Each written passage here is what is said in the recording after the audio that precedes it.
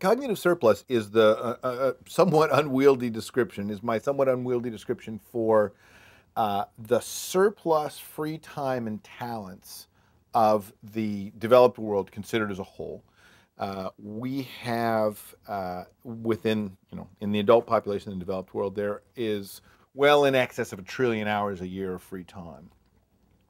It hasn't mainly been experienced as a surplus up until now because there was no way to pool it together in aggregate, and there was no way to introduce people with disparate but complementary skills or interests until we got a network that was natively good at supporting social communication, not just as broadcast media.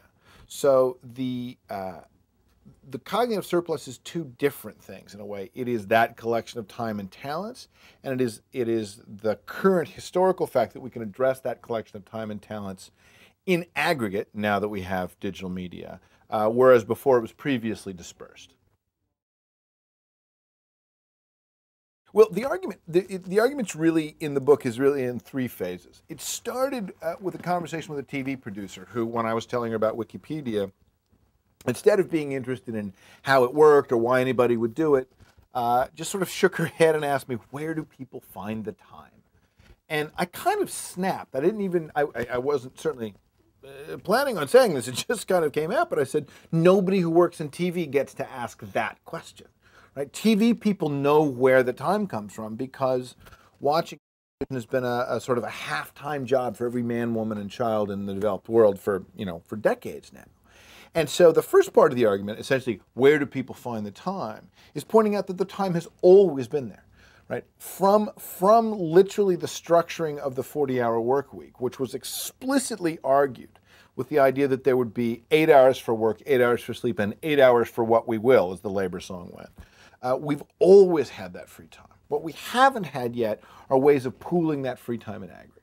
So the question, where do people find the time, is partly about people not understanding that the time has always been there. And it's partly about people understanding that we now have the tools to join that time up. The second part of the argument, after where do people find the time, is really why do people find the time, right? Why would anybody participate in open source software movements, edit a wiki, upload their photos to Flickr, upload their videos to YouTube? And there the answer is fairly simple. We've always had intrinsic motivations, right? We've always liked to do things with family and friends. We've always liked to do things as hobbies. But the radius and half-life of those activities have been really small, right? If I am being generous with my friends, they may experience and be happy about it. I invite them over to dinner or what have you. But my generosity doesn't move much beyond my house, and it doesn't move much beyond my circle of friends. What the network has done now is it's given us a space where we can be generous at large scale over long periods of time. Right? Someone who contributes to Wikipedia can do so with a sense that they're participating in a resource that 1/3 of a billion people rely on a month. That's a powerful incentive. So we're seeing all of these non-financial motivations bring people into environments where they're not only able to contribute their free time and talents, but actively want to. And then the third argument, the most speculative, is really, what do we as a society want to get out of this resource now that free time can be addressed in aggregate? And there I make a distinction between communal value, where a bunch of people come together and do something together, and then they get the value from it. So, you see, for example, these medical mailing lists where people who share a particular chronic illness get together and swap,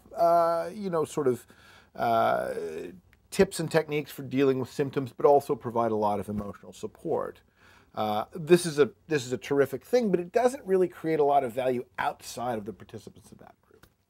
The other end of the scale, there's civic value, where it's a group of people coming together to do something together, but their explicit goal is to change society. So you look at patients like me, where people with medical conditions also come together, but they're not just commiserating and sharing tips and emotional support. They're actually trying to change the way medical research works. And it seems to me the communal value is pretty well set now. We have a society where creation of communal value is no longer much in doubt, but the civic value, what we want to get out of cognitive surplus as a form of civic participation is the big open question I end the book with.